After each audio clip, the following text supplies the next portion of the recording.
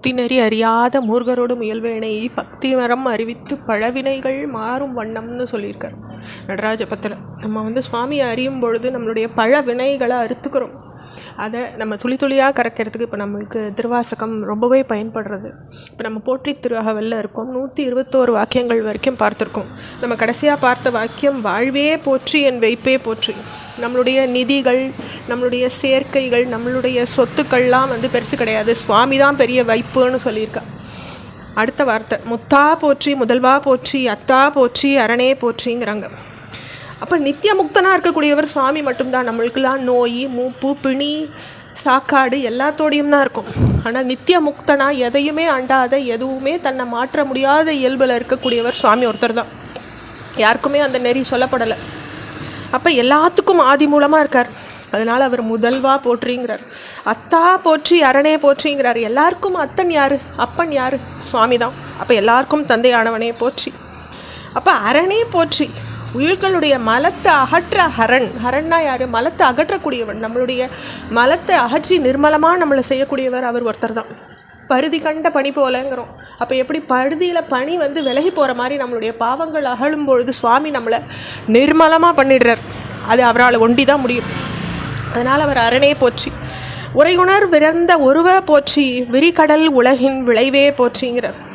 அப்போ சொல்லுக்கும் மனசுக்கும் எட்டாத தனிப்பொருளாக இருக்கார். அவரை நம்மளால் விளக்கி சொல்லி இதோடு முடிஞ்சுடுத்து அப்படின்னு நம்மளால் முடிக்கவே முடியாது. கடல் சூழ்ந்த இந்த உலகில் வாழ்ந்திருக்கவா வாழ்வில் பெற பேர்களில் பெரிய பேர் அவர் தான். அவரோட ஒரு பெரிய பேர் எதுவுமே இல்லை. விளைவாக இருக்கக்கூடியவர் அவர் தான். அருமையில் எளிய அழகே போற்றி, கருமுகில் ஆகிய கண்ணே போற்றிங்கிறார்.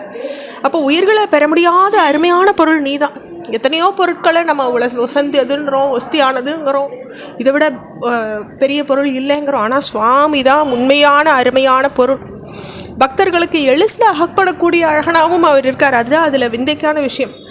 அப்படிப்பட்ட உன்னை வணங்குறப்பா. உயிர்களை உய்வித்தல் பொருட்டு கார்மேகமாக அவைகளின் யோகக்ஷேமத்தை பார்த்து வர கண்ணே போற்றி, கருமுகிலாகிய கண்ணே போற்றிங்கிறார். மன்னிய திருவருண் மலையே போற்றி, எண்ணையும் ஒருவனாக்கி இருங்கழற் சென்னியில் வைத்த சேவக போற்றிங்கிறார். அப்போ அருள் சுரக்கிறதுல நிலைபேருடைய மகாமேருவாக இருக்க நீ. அப்படிப்பட்டவனே போற்றி.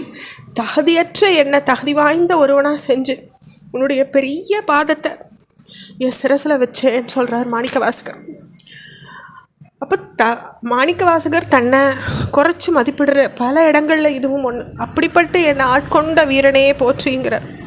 தொழுதகை துன்பம் துடைப்பாய் போற்றி, அழிவிலா ஆனந்த வாரி போற்றி.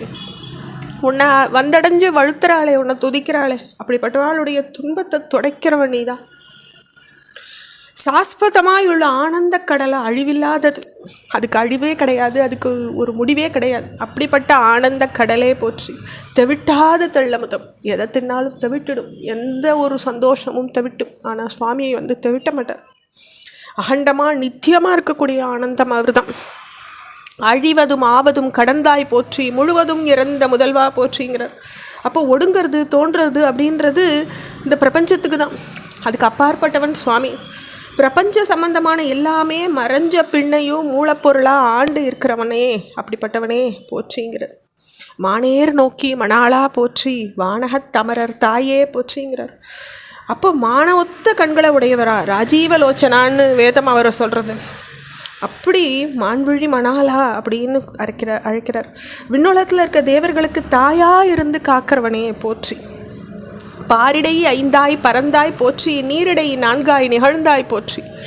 அப்போ நிலத்தை 5 பூதங்களா, நீர் 4வது பூதமாக பரிணமிச்சுள்ள ஒன்றை வணங்குறேன். தீயடை 3ஆய் திகழ்ந்தாய் போற்றி, வழியடை 2ஆய் மகிழ்ந்தாய் போற்றி, வெளியடை 1ஆய் விளைந்தாய் போற்றி, அழிபவர் உள்ளத்து அமுதே போற்றி. அப்போ 3வது பூதமான அக்னியா நீ தான் இருக்க, 2வது பூதமான வாயுவா நீ தான் இருக்க, முதல் பூதமான ஆகாசமும் நீ தான். மனசு முற்றிலும் பரிபக்குவமாக இருக்கக்கூடியவர், உள்ளத்தில் அமிர்தமாக ஒளிரக்கூடியவனும் நீ தான். அப்போது நம்ம இதை சிதம்பரத்தில் ஆகாசலிங்கமாக சுவாமியை பார்க்குறோம், காளஹஸ்தியில் வாயுலிங்கமாக பார்க்குறோம், திருவண்ணாமலையில் அக்னிலிங்கமாக இருக்கார், திருஆனைக்காலில் அப்புவாக இருக்கார் ஆகாசமாக, காஞ்சிபுரத்தில் பிருத்விலிங்கமாக நம்மளால் சுவாமியை பார்க்க முடியாது. அதுதான் இந்த பாக்கியத்துக்கு சுவாமி நம்மளுக்கு கொடுக்குற தரிசனங்கள்.